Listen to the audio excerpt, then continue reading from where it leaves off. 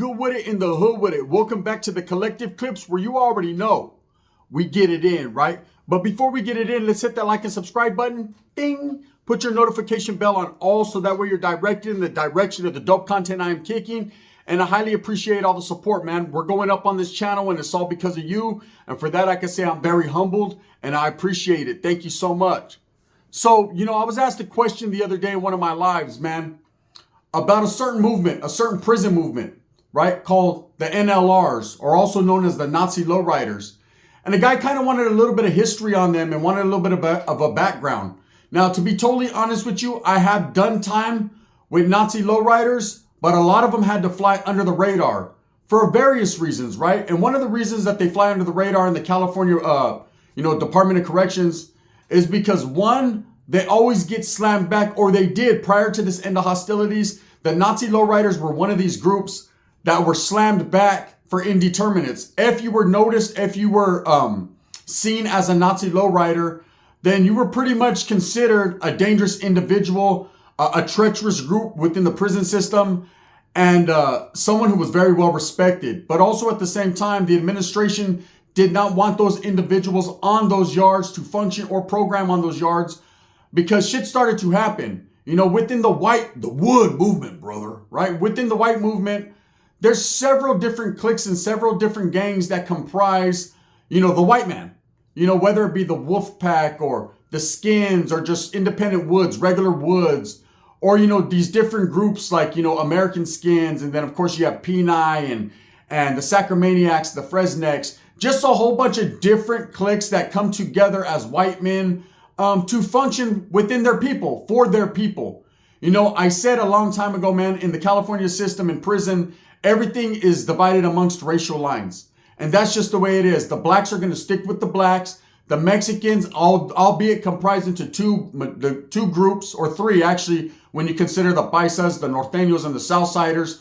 And then, of course, you have the Bulldogs, but they function independently and on their own yards. And then you have the whites, who all come together for one goal and one goal only, and that's to maintain the integrity and the respect of the white man. And that's understandable. Of course, you have others, Polynesians and Asians, and then, of course, the natives and certain other groups, man. But when it came to a group like the NLR, they have a deep history. They have a history. And what a lot of people don't know is the Nazi Lowriders didn't start out with that name.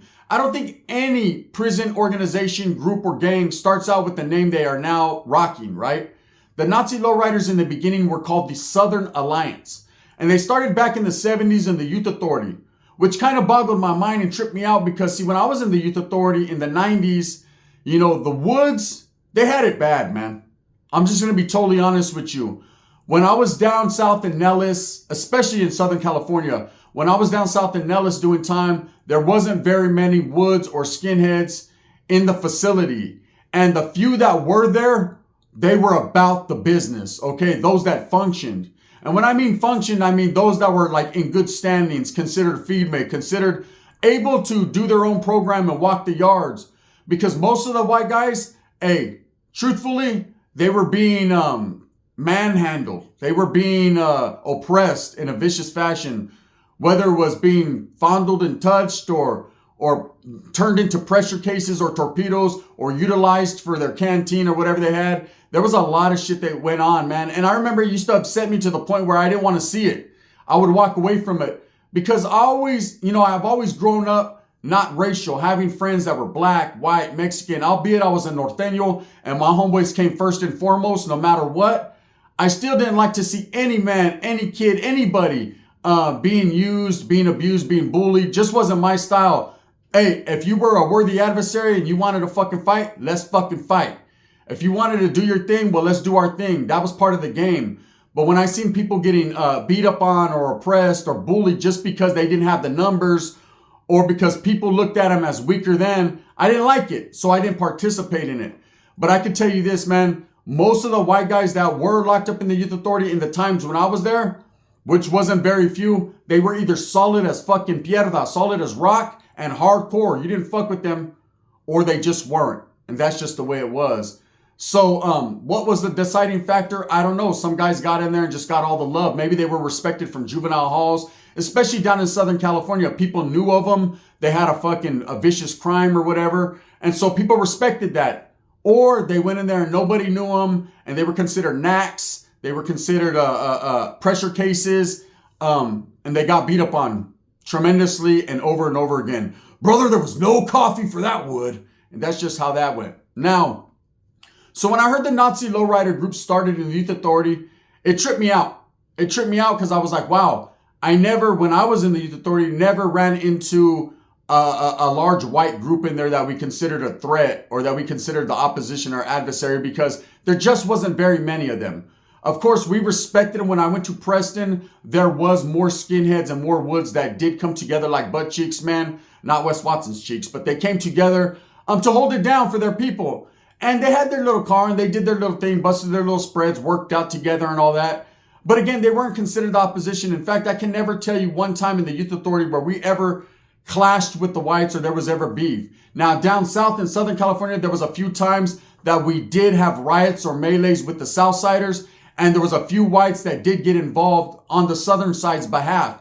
And the reason they did that is because if you were a solid wood in them times, while I was incarcerated in the 90s, and you were considered a good wood, brother, then you functioned hand in hand with the Southsiders in the Youth Authority.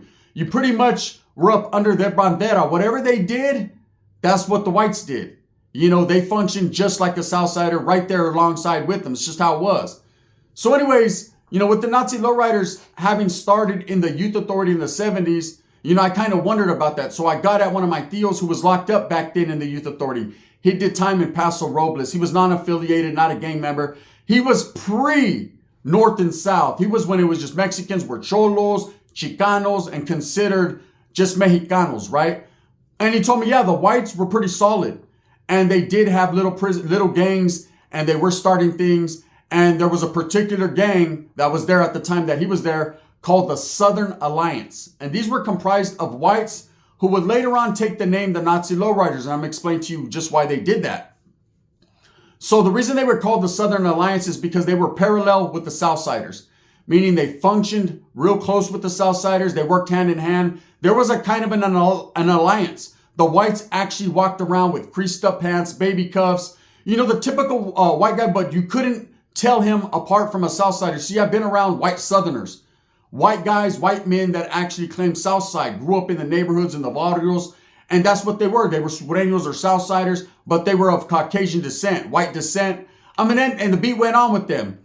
They grew up with Mexicanos and in the barrios, so they actually took on that persona where I knew a lot of the white guys that spoke perfect Spanish, you know, a bunch of Miklos, a bunch of JDs from the movie, you know, guys that grew up, and albeit they were proud of their heritage and proud where they came from, they were also proud of their neighborhood, and that's what they represented. And wasn't nobody mad at them. See, but this group were white men that actually functioned and liked the way the Mexicans got down. So they actually started to take on, you know, a lot of the characteristics and the traits of the Mexicans. Now, when you go to prison as a youth group, and there's a lot of gangs that do start in the Youth Authority. I remember there was one hood from San Jose. They were very deep, and I had heard the rumors that they started in the Youth Authority as well, and they were Norteños, and that was the East Side hoods from Sanjo, right? They were thick. They were deep. I remember in Carl Holton, there was about 20, 25 homeboys from one neighborhood in Carl Holton rocking solid, right? Hey, going at it with every Fresno Bulldog that hit that motherfucking linea. That's just how they got down. They had sharks all over them, East Side hoods, hoodsteros, hoodsters, all that. And I remember one of the homeboys telling me, yeah, they're a group homes that kind of started in the Youth Authority and just blew up. And that was that. So I did know that gangs started in the California Youth Authority and then gravitated towards whether it be the streets and establish a foundation and put their flags down, or go into the prison system. Now, when the Nazi lowriders first went into the prison system in the 70s from the Youth Authority, because what happens is guys parole, they get on the streets, they run with it. You know, when you're a part of something or you join a gang or a group or an organization, man, there are guys that will leave it at the gate. They'll say, hey, I was just doing that while I was in there to maintain, to function. And ain't nothing wrong with that. You got to do what you got to do to maintain your integrity and your safety and security. But when you hit the streets, it's up to you whether you want to keep pushing that movement. There are some that are very dedicated to their cause. Once they become part of something, it's for life, homie, like the NWO, for life. You know, and these woods, man, were about that life. So they got out and they were pushing that Southern Alliance. Now, when they got incarcerated and went to prison, everybody knows that when it comes to the white man, the Woods, they function under one entity, one prison organization, one group, right? And because they were so close and resembled the Mexican stilo, this group that they functioned up under didn't like it. They were told, man, they were going to have to switch their stilo up. They were going to have to distance themselves just a little bit from the Southerners, from Mexicans, because it was to a point where you couldn't see between the lines, the color lines. You couldn't tell the difference. You didn't know if this was a white Southsider coming into the system or if this was one of the guys from the Southern Alliance. And again, they called themselves the Southern Alliance because they were aligned with the Southsiders. There was some type of, when the Southsiders got off, they got off, and vice versa. Now, this is back in the 70s. And you got to understand, the 70s eras rocked.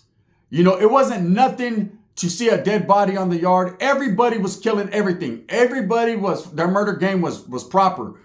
In the 70s, that was probably one of the most vicious and treacherous times in the California Department of Corrections, because that's when prison gangs were being established. That's when Norteños and Southsiders were coming into play. There was a lot of guerra, a lot of war, a lot of opposition, and a lot of guys that carried themselves a certain different way. They didn't wear tight pants and paint their fingernails. They didn't give a fuck. To kill someone in them times was normal on the yard. You had to catch 4 or 5 bodies before you started to even be recognized and noticed by these prison organizations. See, people think because you catch a body on the yard, everybody's scared of you. Everybody's supposed to say, oh, wow, look at that vato. He choked his celly out. Fucking put his chorra down his celly's throat and did some wild shit. No one cares. See, in them times, killing people and doing that type of shit on the yard was normal. People were desensitized. There was so many wars being fought, whether it be black and white, white and brown, white and fucking black and brown, and whatever it was. There was a lot going on in them times. So there were different groups that were springing up and people that were coming together as a collective to rock. You know, you had to back in them times, because if you couldn't walk the yards by yourself. You know, even nowadays when you hear people, hey, I can go to the yard and I can just do my own thing. Very few can do that. You have to have a lot of respect, and you have to have backing somewhere down the line, man. You got to have people that'll back your play. Even if you are able to get to a facility, a prison yard, a 4-yard, it ain't going to happen on a 4-yard, and think that you're going to rock alone. You're going to find out immediately, once you're identified as having no backup homes, people are going to take advantage of that play, and you're going to find out what their play is. So anyways, these guys were told by a bigger organization, look, we appreciate the fact that you're white men in the struggle and striving. You got to understand, these Nazi lowriders back then, they were vicious. They were violent. They were making a name for themselves. And with these big 4, these prison organizations, when you're making a name for yourself, when you're starting to come up, when you're starting to accumulate numbers and you're not part of what they got going on, they're going to shut that down quick.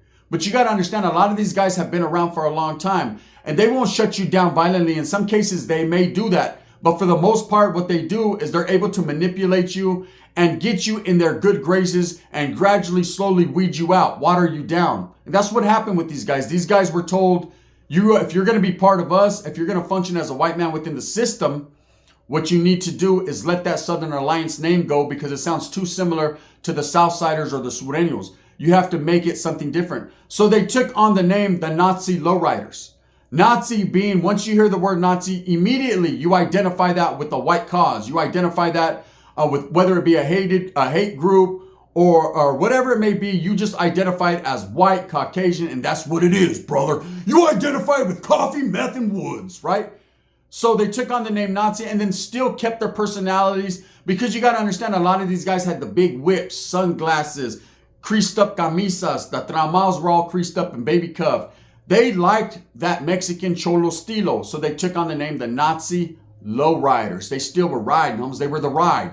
Now, for most people, they know them as either the NLRs, the Nazi Lowriders, or the ride.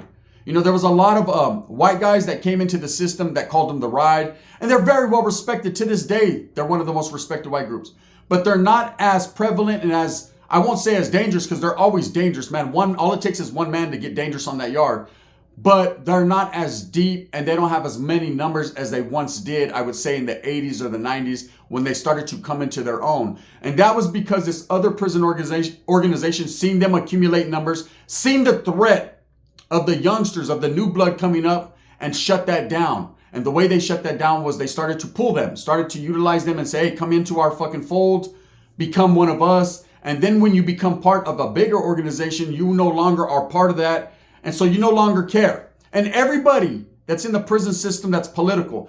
Everybody that's a gang member that comes from the streets, a lot of these guys have nothing to look forward to, have no hope, have nothing on the streets, so they look forward to having respect. Word and respect are the only thing you can have in prison when you have nothing.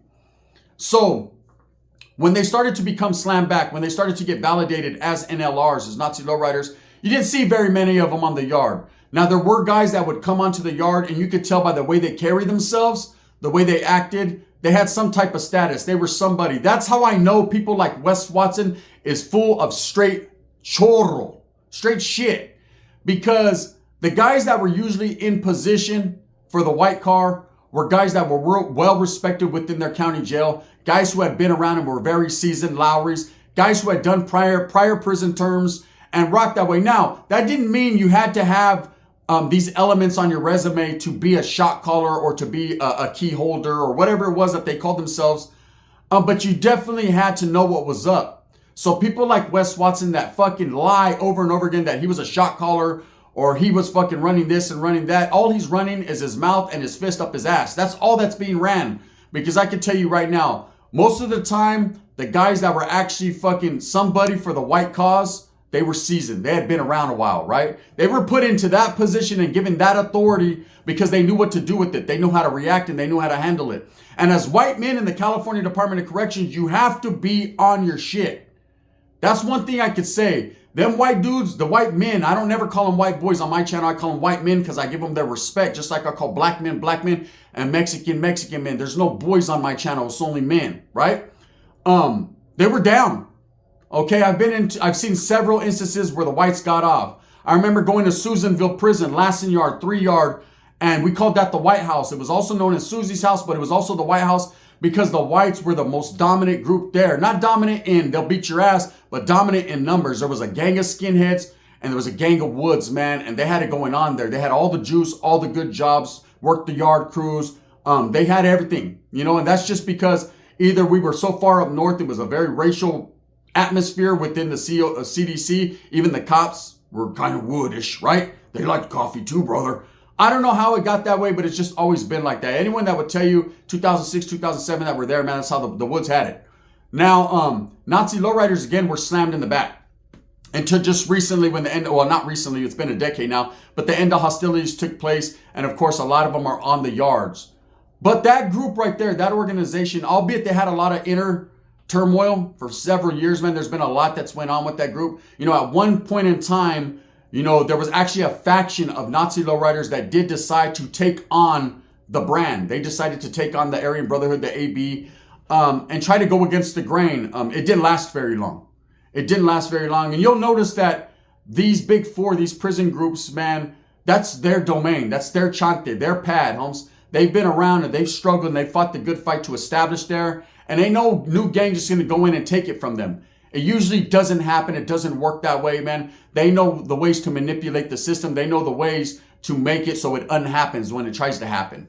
And they tried. The Nazi lowriders did get numbers and they did try to go and oppose the brand, man, and it didn't work out for them. And they were decimated, man. A lot of them were hit. A lot of them were taken off yards.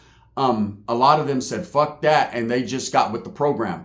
And it doesn't mean they were weak in any sense of the word, right? It just means that they understood that politics trump everything, especially in prison. That's why groups like the Hells Angels, biker gangs, biker clubs, and they function as white men in the system because no matter what you try to do, man, there's always going to be that big entity, that big group who politically runs some shit. So you have to conform. You don't have to be no punk or be no sucker, but you must conform. And the same thing happens with the North and South. You are going to conform or get performed on, period. So with the Nazi lowriders being slammed in the back, I remember as a Norteño, we were laced up that if we seen any white man that we considered a Nazi lowrider, we were to identify him as a target immediately, and they were to be taken off the yard. They weren't going to be allowed to function on the yard with Norteños. And then times, man, the Nazi lowriders being the hitters for the white group, being the ones that were on frontline status, they were the ones that were really putting shit down, right? They were considered the biggest threat when it came to the whites, when it came to the Norteños, right?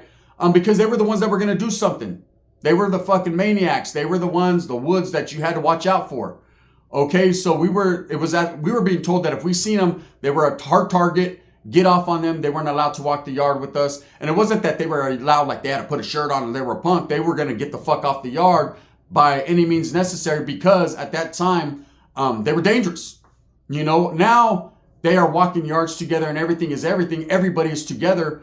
But at the same time, man, back in them days, that's how it was. And that just shows the level of respect that they gained within the system from a group that started as a small group in the youth authority all the way to prisons. They were recognized along the way because of the situations they found themselves in and because the dangerous attitudes they took within the system. I've always respected the Nazi lowriders. I did time out of state with one particular Nazi lowrider. I told a story about him. I'll tell you one more again for those that are new to my channel. We were on a yard, a penitentiary, a prison yard, and this guy was very well respected because he was the only Nazi lowrider in the system. He had identifying tattoos and everything. And being that this was a different system, man, we didn't really play the North versus the white thing. We kind of had our hands filled with fucking the Southsiders and our hands full, and we were doing our thing. But the Woods kind of just did their own thing. They were fragmented into different groups. But this guy was respected because not only did he come from California, he was just with the shits, with all the shenanigans. He was a fucking psychopath, right? And this guy had got into some verbal confrontation with the blacks. And for some reason or another, man, this black dude felt that he was going to punk, you know, this guy because he thought for some reason he had no backup. And this guy literally got into a fucking fight with this guy and bit the fucking black dude's whole nose off. It was crazy, right? I've seen it with my own eyes. So what I'm saying is, you know, I've always respected them. I've always seen the way they carry themselves. And yeah, man, there's not very many gangs that started in the youth authority that are still around, you know, from back in the 70s. But those that are with the shits, you know. Now, again, like I said, I've never got into it with the Nazi lowrider, never went to war, hand-to-hand combat. But I can tell you, man, there was plenty of times that there were guys that were identified as NLRs that were hit viciously. Sometimes not even by Northerners, man, sometimes by Southerners or whites, just because at that particular time in that particular prison, man, they weren't, you know, they've been at odds with everyone at some point in time. And I think every group has. You know, a lot of people think that the South Side, because the Southerners and the whites that have functioned in the past and have had alliances in the past, that they're together on every yard. But that's furthest from the truth. That ain't the truth, man. I've seen it where fucking every time the whites and the Southsiders got out of came off lockdown, they would get off on each other again. It was a trip. Anyways, with that being said, I hope that gave the guy who asked me the question a little bit more history. Again, I'm not going to give you names on who started it, why it was started. Like most groups in prison, they were started out of an understanding. Either they wanted to fucking just be a gang and punk people and do that, or they were being oppressed and they had to stand together. And that's what you do. You come together with your own people. So with that being said, I hope that you move smooth with a purpose. Get everything that you want coming. And remember, at the end of the day, it's all about the strive to struggle, the struggle to strive. I'm going to continue to do what I do right here on this channel and bring you guys that knowledge you can't get in college, because the inside controls the outside. And we already knows what it is, man. Super Norteño. What are we on? Fucking 16, 17, 18? We're on 16, man. Hey, Tia's and Sheila's greatest hits. Da pinche mugre. That's how it sounds when she walks. It's her fallopian tubes in the wind. You already know what it is. Thumbs up or thumbs down. Heavy's going to be the head that wears the crown. I'm going to continue to strive, struggle, and strive for what I honestly and truly believe in, and that's the betterment of all people. Well, there you go, Woods. There's one for you coffee drinkers. Shout out and respects to the white men out there, man. Bang, bang.